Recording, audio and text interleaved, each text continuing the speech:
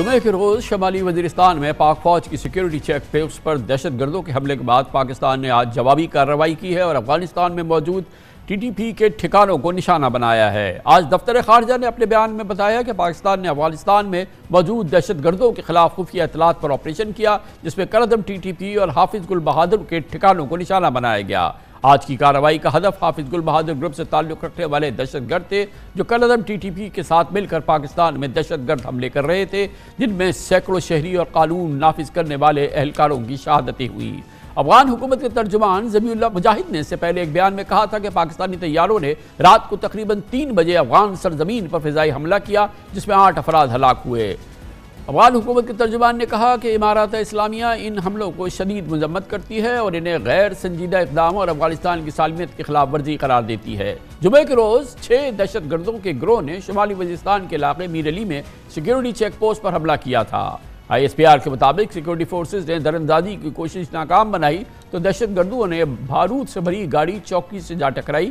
اس کے علاوہ کئی خودکش حملے بھی کیے، جس سے عمارت کا ایک حصہ منہدم ہو گیا۔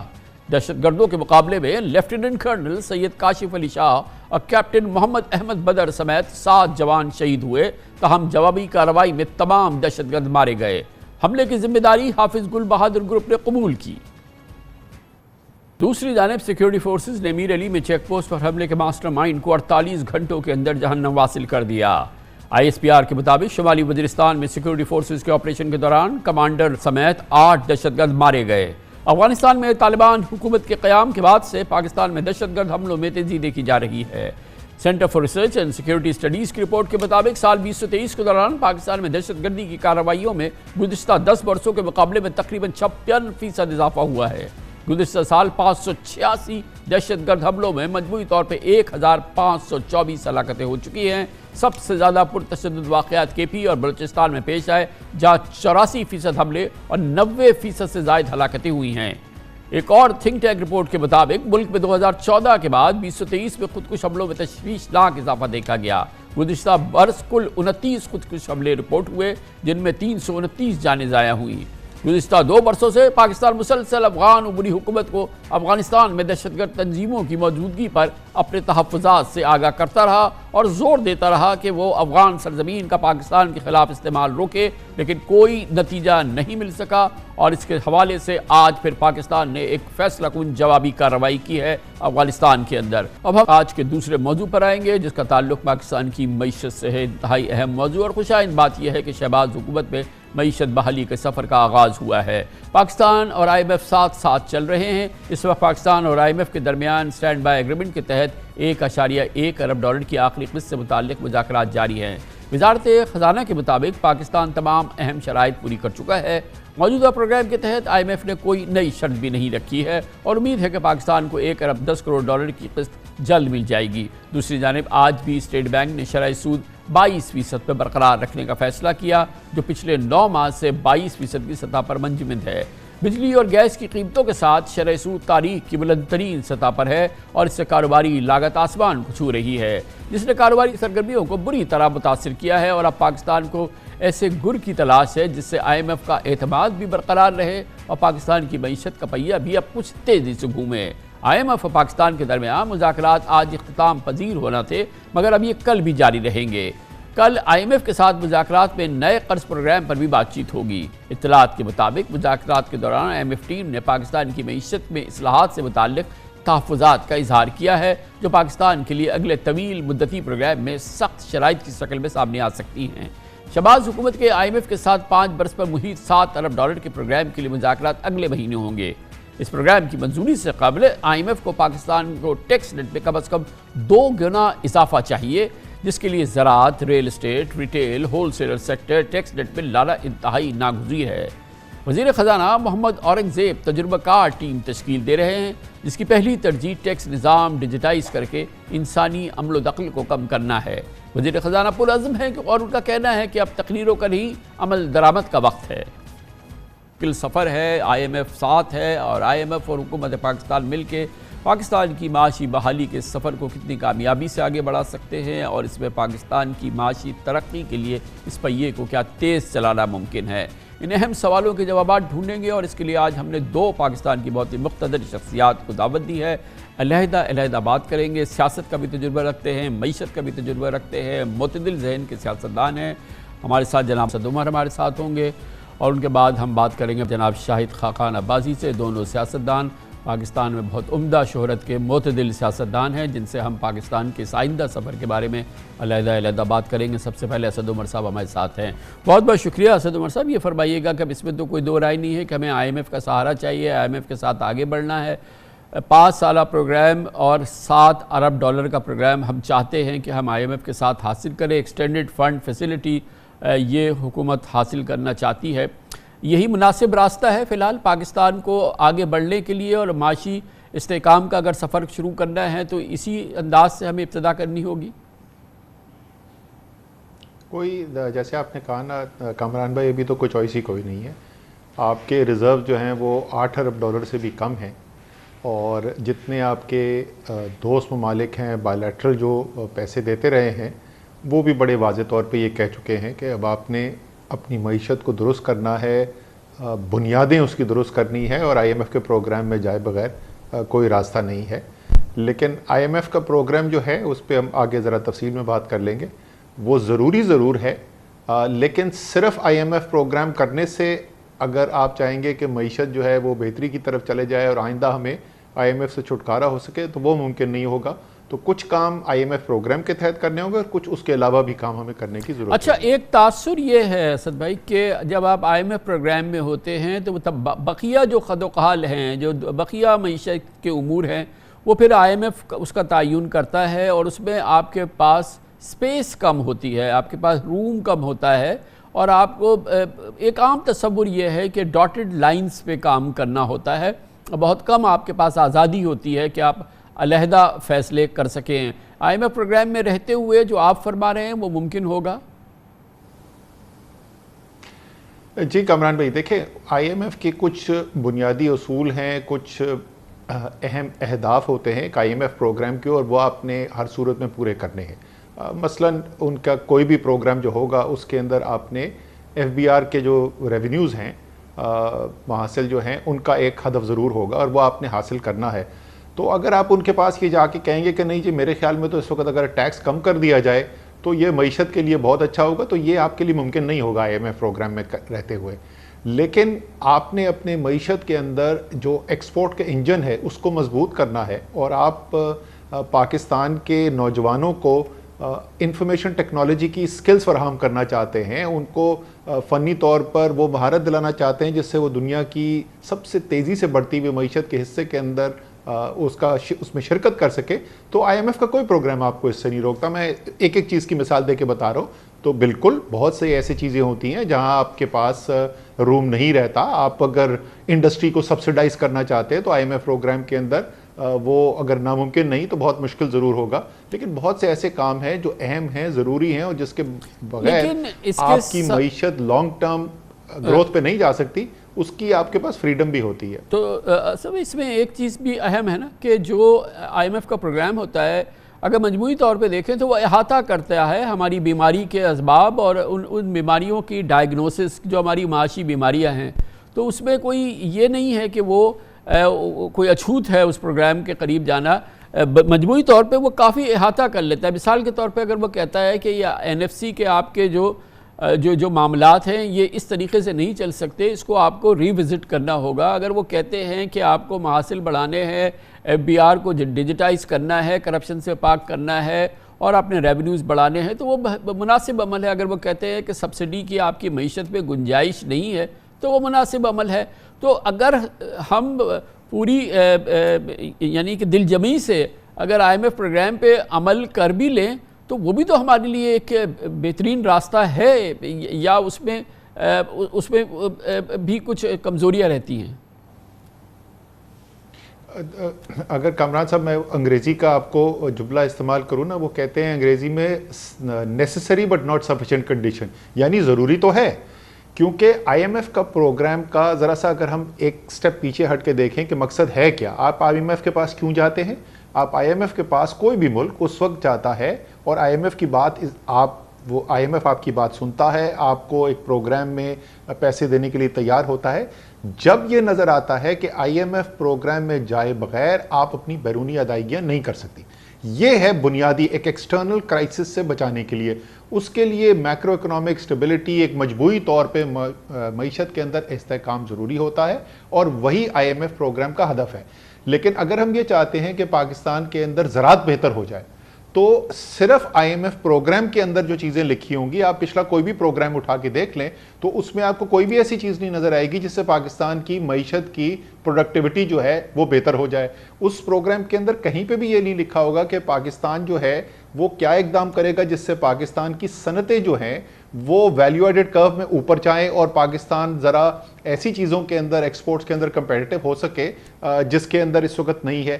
سو بہت ساری چیزیں جو IMF پروگرام کے اندر ہوتی ہیں, میں کہوں گا زیادہ تر چیزیں جو ہیں آپ کے محاصل کم ہیں, آپ کو ریونیو بڑھانے کی ضرورت ہے, اس میں کوئی دو رائے نہیں. آپ کے اخراجات آپ نے چادر سے زیادہ پاؤں پھیلائے ہوئے ہیں, وہ کم کرنے کی ضرورت ہے. اور اس طریقے کی اور بہت ساری چیزیں جو IMF پروگرام میں ہوتی ہیں, جو IMF پروگرام ہو یا نہ ہو ہمیں ہر صورت میں کرنی چاہیے. لیکن صرف جو چیزیں IMF کے پروگرام میں لکھی ہوئی ہیں, اگر صرف وہی کریں گے تو پھر ہم 4 سال بعد 5 سال بعد شاید دوبارہ ہمیں ایک اور IMF پروگرام کی اندر جانا پڑے گا, اور یہی کہانی چلتی رہے گی. گویا ہمیں اپنا راستہ بنانا ہے. مثال کے طور پہ جو ہماری بہت اولین جو معاشی ضروریات ہیں اس میں یہ SOEs وغیرہ کا نظام ٹھیک کرنا ہے, اس کو ہمیں نیا جنم دینا ہے یا ہمیں پرائیویٹائز کرنا ہے. نجکاری ہماری شدید ضرورت ہے. میں خود اس پروگرام میں تقریباً 20-25 سال سے اس موضوع پہ بات کر رہا ہوں, اور پھر اس پہ تمام حکومتیں بھی آ گئی, آپ خود بھی وزیر خزانہ رہے. یہ تمام جو مسئلہ ہے وہ جوں کا تو کیوں ہے اسد بھائی؟ یہ اس کو IMF تو یہ کہے گی کہ اس کو ٹھیک کرو بھائی, یہ کیا ہے, اس کی نجکاری کی طرف جاؤ, ان سے جان چھڑاؤ, لیکن آخر یہ کیوں ابھی ٹس سے مس نہیں ہو رہا مسئلہ؟ دیکھیں, اس کی ایک سے زیادہ وجوہات ہیں. جو آپ کی آسان نجکاری تھی وہ تقریباً تمام ہو چکی ہے. جو آپ کے پاس اثاثے بچے ہوئے ہیں وہ مشکل نجکاری کے زمرے میں آتے ہیں, اور مشکل ایک سے زیادہ وجہ سے. کچھ ایسے ہیں اثاثے جو بہت بڑے اثاثے ہیں. Oil and gas development company ہے, PPL ہے. پاکستان کے اندر جو کاروبار کرنے والی پاکستانی جو کمپنیاں ہیں, نجی کمپنیاں جو ہیں, ان کے پاس اتنی کیپیسٹی نہیں ہے کہ وہ ان کو خرید سکے. اور بیرون ملک سے بدقسمتی سے ہمارے پاس جو انویسٹمنٹ آتی ہے اس کے اندر بہت کمی آ چکی ہے. اور آج پاکستان کے اندر اتنی فورن ڈائریکٹ انویسٹمنٹ بھی نہیں آ رہی جتنی آج سے 25 سال پہلے آتی تھی. اور چلیں وہ بھارت وارہ اور دوسروں سے تو آپ مقابلہ بالکل ہی چھوڑ دیجئے, تو خریدنے والا کوئی نہیں ہے اتنی بڑی کمپنی کا. کچھ کمپنیز اس زمرے میں آتی ہیں. کچھ کمپنیز جو ہیں وہاں پہ پیچیدگیاں جو ہیں وہ قانونی نیچر کی ہیں اور اس کی وجہ سے آگے نہیں بڑھ سکتے. تو ایک لفظ یوز کیا جاتا ہے یا ایک ڈیفینیشن یوز کی جاتی ہے کہ ایک آل آف نیشن اپروچ لینی پڑے گی, کیونکہ آپ کو اس کے اندر عدلیہ کو بھی ایک کردار ادا کرنا پڑے گا, آپ کا ایک پارلیمان کا بھی کردار ہے, آپ کے اداروں کا بھی کردار ہے. تو وہ سب مل کر کریں گے تو شاید اس کے اندر کامیابی حاصل ہو. ورنہ تو جیسے آپ نے کہا بہت سی حکومتیں آئیں, بہت سے وزیر خزانہ آئے, نجکاری کے وزیر آئے جو بہت یقین رکھتے تھے کہ بالکل کرنی چاہیے نجکاری, اور کچھ بھی حاصل نہ کر سکے پچھلے 15 سال سے. لیکن پھر بھی اب دیکھیں نا, ہم نے تو ہر حکومت آزما لی, ہر جماعت آزما لی. اب مثال کے طور پہ یہ انرجی کے مسائل ہیں, یہ ہمارے بجلی اور گیس کے شعبے کے گردشی قرضے ہیں, آپ اندازہ لگائیے 5600 ارب روپے پہ کھڑے ہوئے ہیں. اس میں آپ کی حکومت بھی گزر گئی, اس سے پہلے نون لیگ کی حکومتیں گزر گئی, پیپلز پارٹی کی حکومت گزر گئی, اس کے باوجود وہی کا وہی معاملہ کھڑا ہے. اور یہ جیسے مثال کے طور پر ڈسکوز جو ہیں وہ ایک حسرت کی تصویر ہی بنی رہ گئی ہے, ایک عبرت کا نشان ہے ایک طرح سے دیکھا جائے ہمارے پورے معاملے کے اندر. اور یہ پورا جو ہمارا شعبہ ہے بجلی اور گیس کا جو ہے یہ ہمیں لے ڈوب رہا ہے, بالکل تقریباً لے ڈوبا ہے.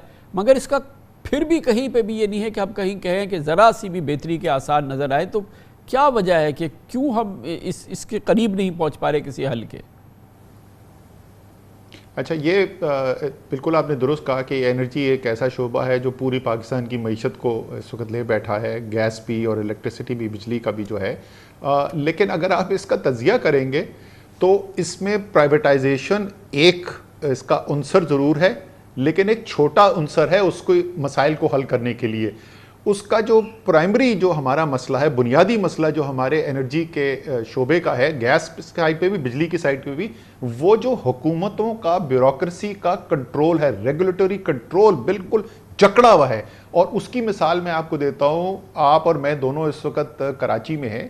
آپ جانتے ہیں کہ الیکٹرک کی مینجمنٹ ٹیم کو جانتے ہیں، وہ کوالٹی پروفیشنلز ہیں.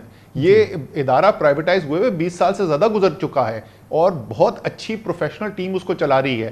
آپ کو اندازہ ہے کامران بھائی، جی ہاں، اربوں نہیں 10 اربوں روپے کا نقصان پاکستان کا ٹیکس پیئر آج برداشت کر رہا ہے. اس لیے نہیں کہ الیکٹرک ٹھیک نہیں چلایا جا رہا، کہ وہ جو ریگولیٹری سٹرکچر ہے جس کے تحت کہ الیکٹرک چل رہا ہے. تو ہمارے جو سب سے بڑا جو اصل فیصلہ ہے نا، کہ یہ جو انرجی کا شعبہ ہے، توانائی کا شعبہ ہے، بجلی ہے، گیس ہے، اس کو جو جکڑا ہوا ہے بیوروکریسی نے، سیاستدان نے، اس سے آزاد کرنا ہے کہ ایک آزاد کمپیٹیٹیو ماحول ہو جس کے اندر مقابلہ کرے، اور پاکستان کا ٹیکس پیئر نہ ان کے بل بھرتا رہے. وہ جو کہ مقابلے کے اندر جیتتا ہے وہ کامیاب ہو، جو نہیں جیتتا وہ باہر ہو جائے. اس کی تو سب سے بڑی جو آپ فرما رہے ہیں ڈی ریگولیشن ہے. سوری کامران بھائی صرف مجھے مکمل کرنے دیں. اس کی مثال میں آپ کو دوں. اگر آپ پی ٹی سی ایل کی پرائیویٹائزیشن، بہت لوگ سمجھتے ہیں کہ ٹیلی کام میں دیکھیں کتنا اچھا ہوا، پرائیویٹائزیشن ہو گئی. پی ٹی سی ایل تو انتہائی ناکام ادارہ ہے پرائیویٹائزیشن کے بعد، لیکن ٹیلی کام کا جو سیکٹر ہے وہ انتہائی کامیاب ہے. کیوں؟ کیونکہ ڈی ریگولیشن کی گئی، پرائیویٹ سیکٹر آیا، برابری کی بنیاد پہ اس کو مقابلہ کرنے کا موقع ملا، کالر پارٹی پیس ٹائپ اچھے پالیسی ڈیسیشن لیے گئے، اور وہ پورے کا پورا سیکٹر اٹھ گیا. سو اصل جو پرابلم انرجی سیکٹر کا ہے وہ ریگولیٹری سٹرکچر کا پرابلم ہے. اور یہی جو آپ ریگولیٹری سٹرکچر کی بات کر رہے ہیں، بیوروکریٹک کنٹرولز کی بات کر رہے ہیں، کی آپ نے بات کی، کتنا زبردست ہمیں ڈیل مل گئی تھی کئی حکومتوں پہلے. جب شنگھائی الیکٹرک کا الجمایا اور یہ ابراج وغیرہ کی ڈیل ایک ہو گئی، وہ $10 ارب کی سرمایہ کاری کرتے، دنیا کی عالی شان بہترین کمپنی تھی، وہ آ کے اس کو رن کرتی اور پھر اس میں ایکسپینشن ہوتا، گروتھ آتی، زبردست کمپنی ہوتی. مگر 5 حکومتیں گزر گئی، مجھے معلوم ہے آپ لوگوں نے بھی سر توڑ کوشش کر لی، مگر وہ عمل ہو نہیں سکا. اور آج جہاں پہلے دن کھڑی تھی وہی کھڑی ہے کہ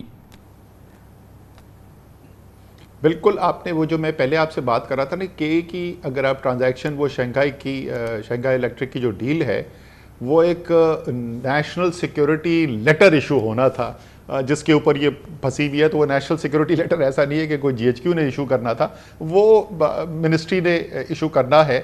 اور کوئی بیوروکریٹ ہاتھ لگانے کو تیار نہیں ہے، کیونکہ خطرہ یہ ہے کہ جیسے ہی آپ نے وہ فیصلے کیے تو سیدھا سیدھا آپ کے اوپر نیب کا قانون اپلائی ہوگا اور آپ نے چلے جانا ہے جیل کے اندر. حتیٰ کہ اتنی بے بسی ہو گئی تھی کہ سپیریئر جوڈیشری جو ہے، سپریم کورٹ کو بھی رجوع کیا گیا اور ان کی بھی مدد لینے کی کوشش کی گئی، لیکن معاملہ وہاں پہ بھی نہیں سالو ہوا. یہ بہت آپ نے اچھی مثال دی جو میں پہلے بات کر رہا تھا نا. اگر آپ پرائیویٹائزیشن کرنا چاہتے ہیں، آپ کو all of the nation approach لینی پڑے گی. جوڈیشری، میں تیسری دفعہ کہہ رہا ہوں، اس مسئلے کا حل کا ایک حصہ ضرور بنے گا. تو اور اصل میں پہلے دن ہی جو وفاق ہمارا کنگال ہو جاتا ہے NFC ایوارڈ کے بعد، اور اس کے بعد جو ہم تقسیم کر دیتے ہیں، اس کے بعد جو ہماری ڈیٹ سروسنگ ہے، جو ڈیفنس بجٹ ہے، اس کے بعد تو ہم قرضے پر آ جاتے ہیں، اس سے پہلے ہی قرضے پر آ جاتے ہیں. اس سے چھٹکارا کیا ممکن ہے؟ اور کیا وفاق جو ہے، وہ فیڈریشن جو ہے، وہ سالم رہ سکتا ہے؟ NFC کو ریوزٹ کرنے جائیں تو ایسا لگتا ہے کہ ہم کوئی بہت ہی ایسا کام کر رہے ہیں جو کہ کوئی گناہ ہے بہت بڑا. بالکل صحیح. اچھا کامران بھائی دیکھیں، اس کے اندر ہوا یہ کہ اچھا لوگ زیادہ تر جو ہے وہ سمجھتے ہیں کہ 18ویں ترمیم کے بعد جو ہے نا یہ تباہی ہوئی. 18ویں ترمیم میں اختیارات جو ہے وہ صوبوں کے پاس بڑھائے گئے تھے، اور میرے خیال میں مجموعی طور پر اس کے اندر کچھ مشکلات ضرور آئیں، لیکن مجموعی طور پہ وہ ایک اچھا فیصلہ تھا 18ویں ترمیم کا. یہ جو ہوا، یہ 7واں جو NFC ایوارڈ ہے، یہ اس کے نتیجے میں ہوا. اور اس کے اندر صرف یہ نہیں کیا گیا کہ یہ ایوارڈ دے دیا گیا، ایک بہت بڑی ایک ہی جمپ کے اندر جو صوبے کے محصولات تھے ان کا جو شیئر تھا اس کو بہت بڑھا دیا گیا. اور اس وقت تقریباً 58% جو ہے، جو مجموعی فیڈرل ریونیو آتا ہے FBR کا، وہ صوبوں کے پاس چلا جاتا ہے، صرف 42% جو ہے وفاق کے پاس رہتا ہے. لیکن اس کے ساتھ ساتھ دوسرا کام یہ ہوا کہ آئین کے اندر لکھا ہوا ہے کہ جتنا آپ نے دے دیا اس سے کم نہیں کر سکتے، اب آپ بڑھا سکتے ہیں. اس سے صوبے کا جو شیئر ہے وہ اس سے صرف بڑھایا جا سکتا ہے. تو اب اس کو آپ اگر بدلنا چاہتے ہیں تو ایک آئینی ترمیم کی ضرورت ہے. آئینی ترمیم کا مطلب ہے دونوں ہاؤسز کی کمبائنڈ 2/3 میجورٹی, جو صورتحال ابھی تک پیدا نہیں ہوئی ہے.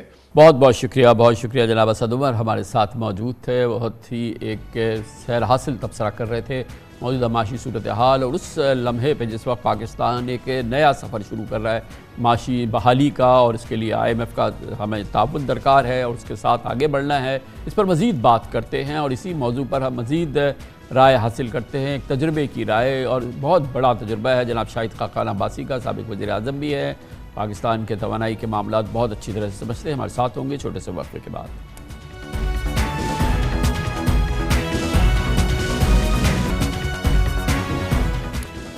بہت جلد پاکستان کو فوری پاکستان کی معیشت کی بحالی کے ایک سفر کا آغاز کرنا ہے. اس کے لیے ایک نئی ٹیم اور اس کی ایک نئی معاشی ٹیم سامنے آ چکی ہے. جیسے تیسے بھی الیکشن ہو گئے, جو نتائج بھی ہو گئے, مگر جو اس کے بعد جو صورتحال ہے اس میں اب پاکستان کی اولین ضرورت پاکستان کی معیشت کو سنبھالنا ہے.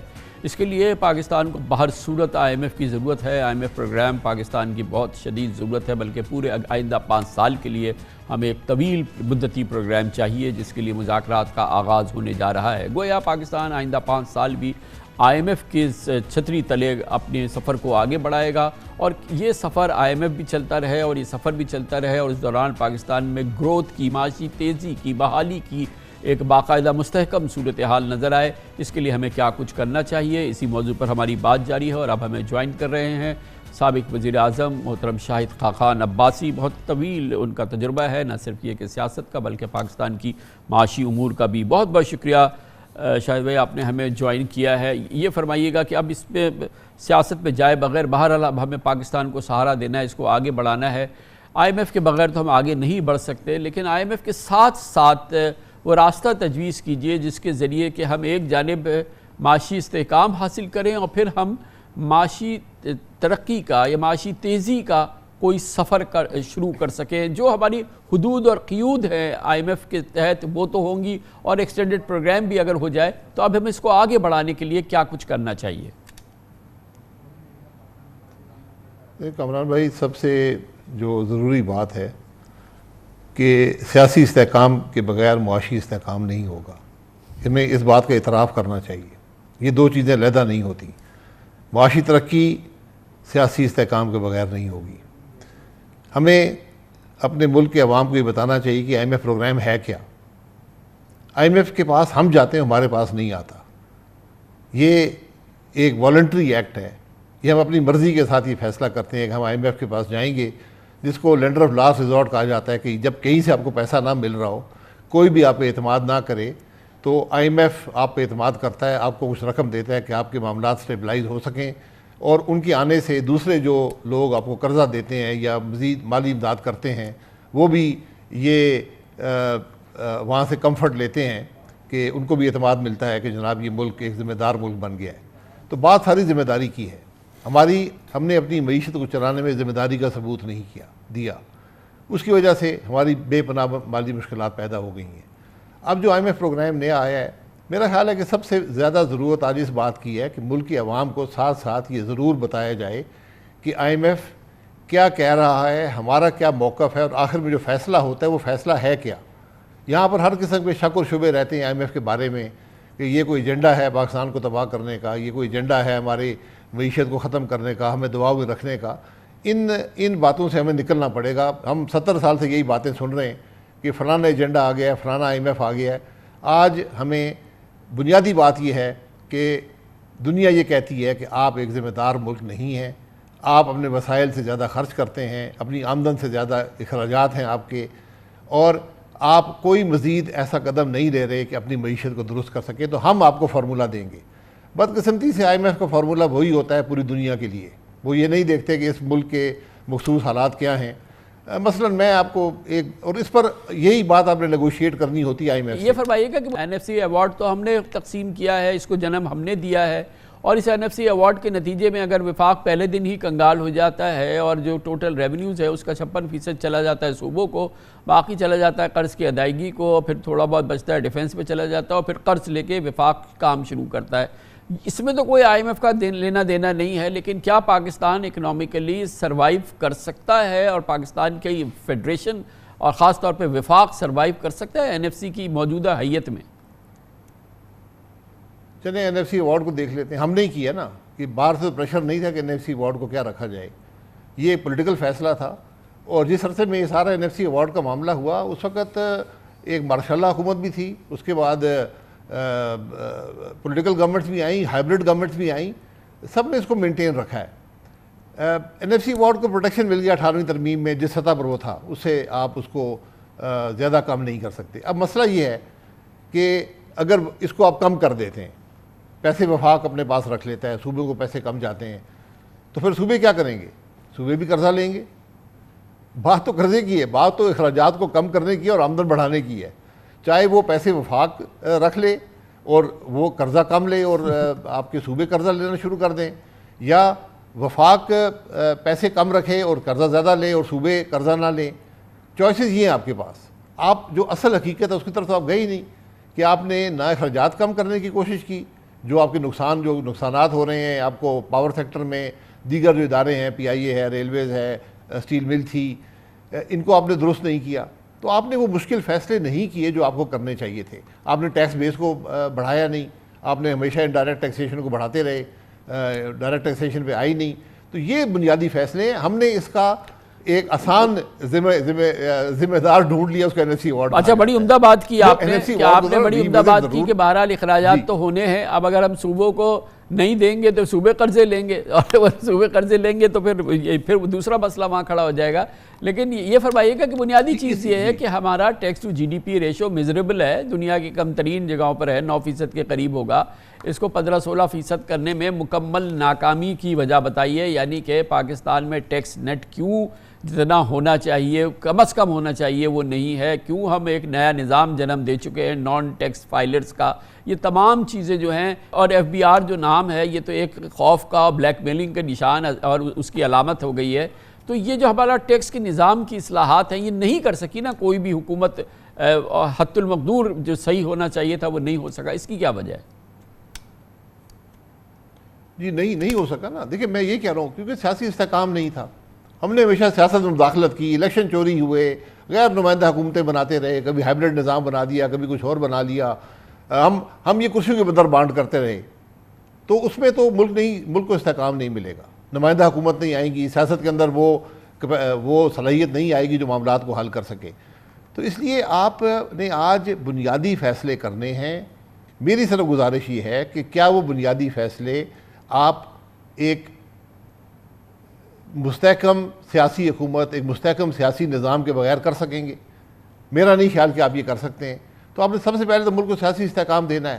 آپ کی معاشی ترقی کی ابتدا سیاسی استحکام سے آئے گی. آپ نے ہمیشہ یہ ٹیکس ٹو GDP ریشو کی بات کر لیتے ہیں.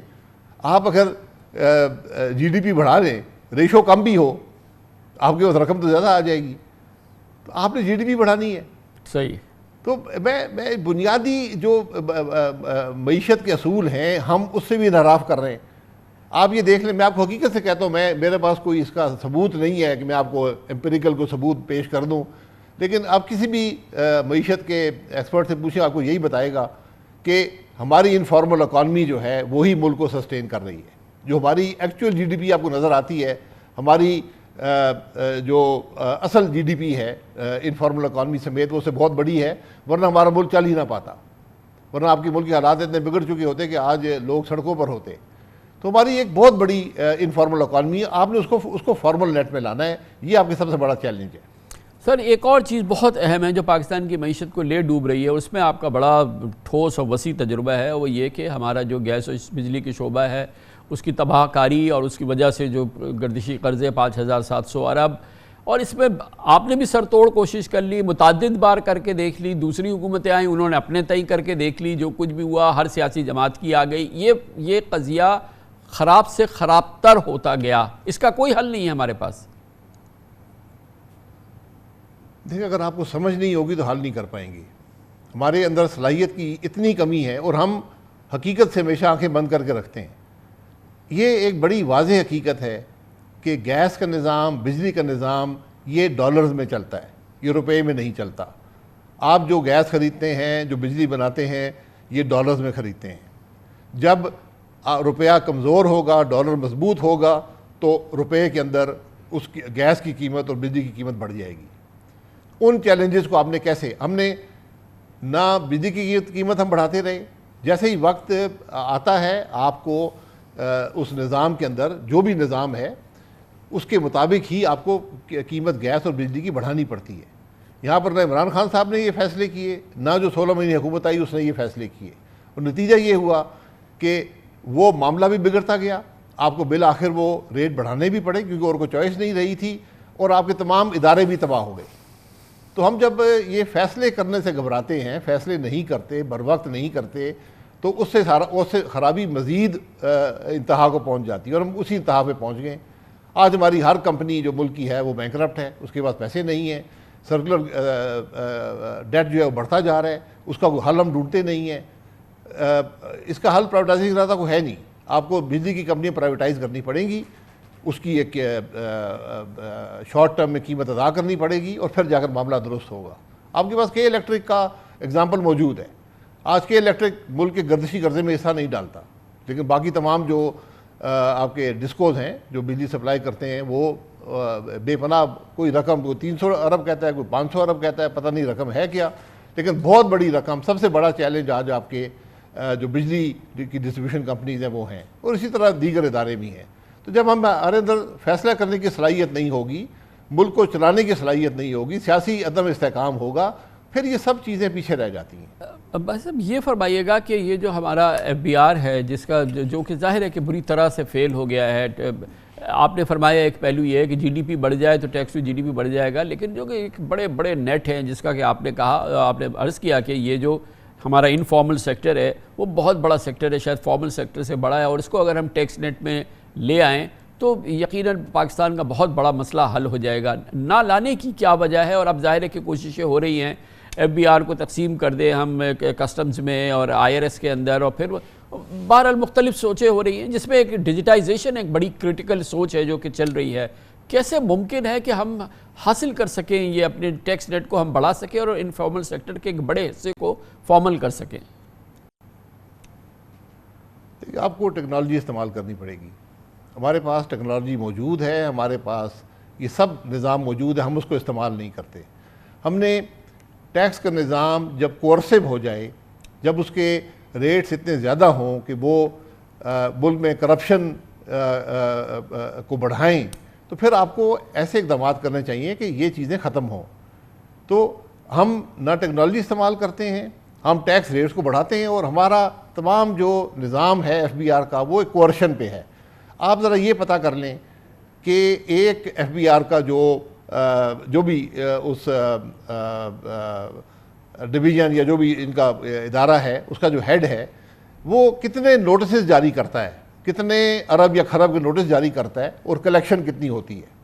آپ یقین کریں میں نے کمپنی کو دیکھا ہے جن کو 10-10 ارب کے نوٹس آ جاتے ہیں، ان کا کاروبار سال کا 10 ارب نہیں ہوتا، اور پھر بالآخر وہ 1.5-2 کروڑ کی رقم ادا کر کے اور اپنی جان چھڑاتے ہیں۔